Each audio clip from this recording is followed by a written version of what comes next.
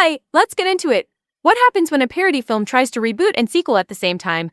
Welcome to Scary Movie 6, honey.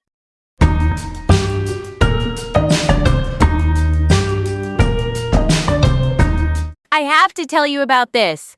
I'm Emma. This is Emma Spills the Tea, and I am in a mood today. Playful, petty, fully caffeinated, and ready to slice through the hype with a plastic ghost face knife, obviously. So, let's talk. Scary Movie, the 2026 one, also known as Scary Movie 6, landed in early June and calls itself a reboot. That means it is part reboot and part sequel. It winks at the old plots while dragging in new faces. The Wayans family is back. Writing, Marlon Wayans, Sean Wayans, and Keenan Ivory Wayans, the brothers who made the first two movies feel like comedy sleepovers with jump scares. Anna Faris, who plays the forever frazzled Cindy Campbell, and Regina Hall, our Chaos Queen Brenda Meeks, are back too. And yes, Marlon and Sean return as Shorty and Ray. That chemistry is the franchise's comfort food. Let me set the scene. Teenage me, early 2000s, trying to impress my friend group that thought they were horror scholars because they could, quote, scream. We piled into my living room with microwave popcorn and a very sketchy bootleg copy of the original Scary Movie my cousins swore was legal.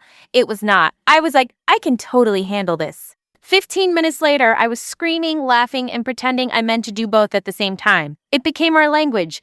Anytime something dumb happened at school, we'd go, "Run, Cindy, run!"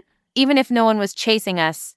These movies made space for people who love horror and people who love making fun of horror to sit on the same couch and roast together. So when 2026 rolled around, I had nostalgia chills and a tiny panic attack. If you bring the originals back and call it a spiritual sequel to the early ones, the bar is high, like stilettos on ice high. Okay, basics. A parody film is just a movie that copies the style or story beats of other movies to make jokes. Think remix with punches and punchlines. A reboot in plain English is what a franchise says.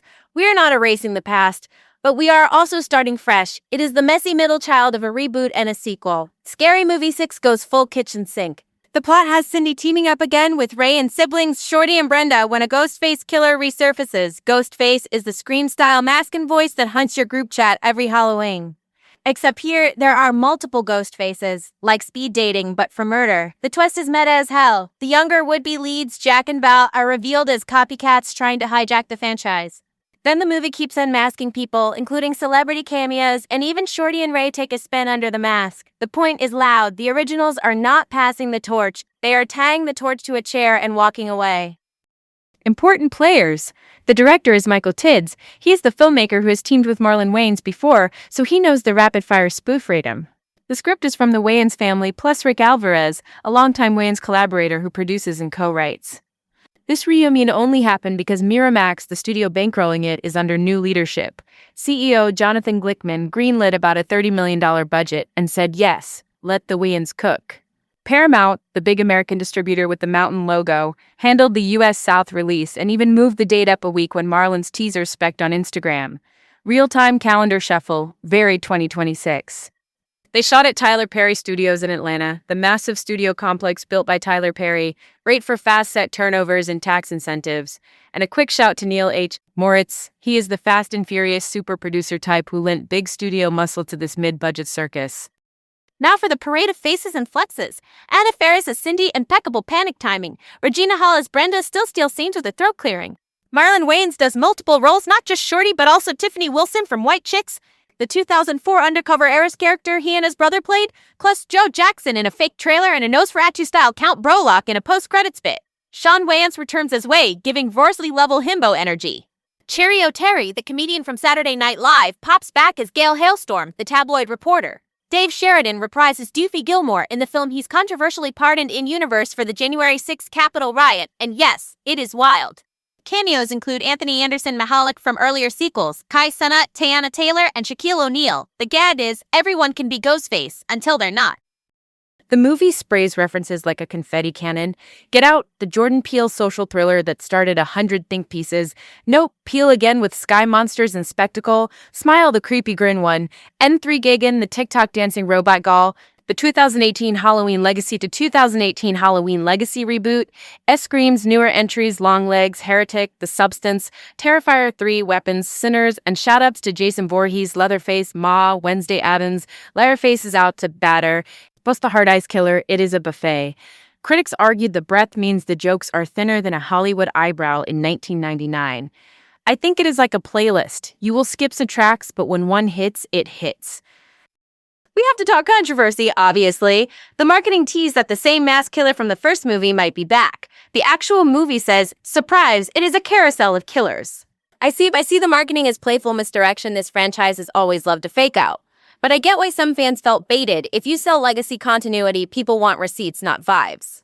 The movie leans hard into reboot chaos. Some read that as the point, others as an excuse. Audience polling landed a C+ on CinemaScore, that is, opening night surveys. So basically an average shrug.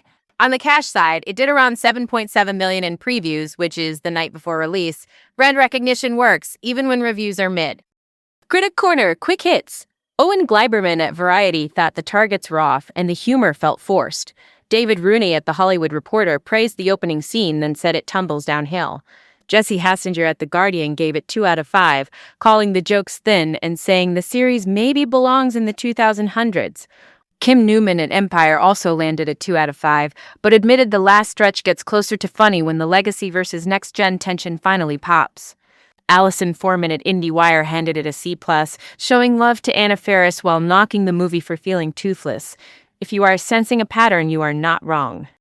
We have to mention the spiciest bits. There is a Terrifier 3 parody, the extreme slasher with Art the Clown, where a mall of kids goes kaboom. It was cut, then reinstated shorter. That is the calibration dance every comedy does now. Push the line, do not nuke the stadium. Gil Hailstorm's scene crosses over with Tiffany Wilson from White Chicks. It is a Wayans first moment, and I screamed because I am a sucker for intertext. And Kenan Thompson, the Saturday Night Live legend, plays Michael Jackson in a parody riffing on Michael, the 2026 biopic. Earlier scary movie films used a different impersonator, so the switch becomes the joke. The layers are giving Reddit thread energy at 3 a.m.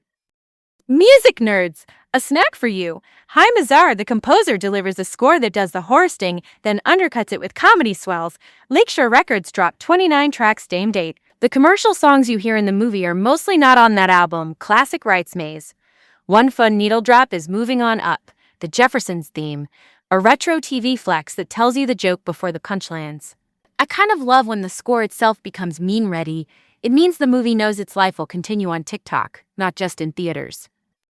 So, what does this all mean beyond the popcorn? The movie literalizes the fight every franchise is having. Do we crown the next generation, or keep the originals in the driver's seat? Here, the veterans keep the keys. As a commentary on Hollywood risk tolerance, that is chef's kiss accurate. As a narrative choice, it is funny but also a little like, all right, Grandpa, let the kids play sometimes. Still, the crossovers, the social media cameos, the up-to-the-minute parodies, that cocktail keeps Scary Movie in the pop culture bloodstream. Even when the jokes miss, the conversation hits. Okay, pause, because this next part is everything. Next time, I want to zoom out and ask, did parody films still shape the zeitgeist, or did the zeitgeist move to sketch feeds and meme accounts? Are we talking the end of the spoof era, or a glow-up we are not recognizing yet? I have thoughts. Shocking, I know. Alright, what's next? For today, Scary Movie 6 is living rent-free in my head like a squatter in a cheap mask. I am Emma. This was Emma Spells the Tea. Drop your takes, send your receipts, be kind to your final girls, and if a stranger calls, maybe text back instead. Later.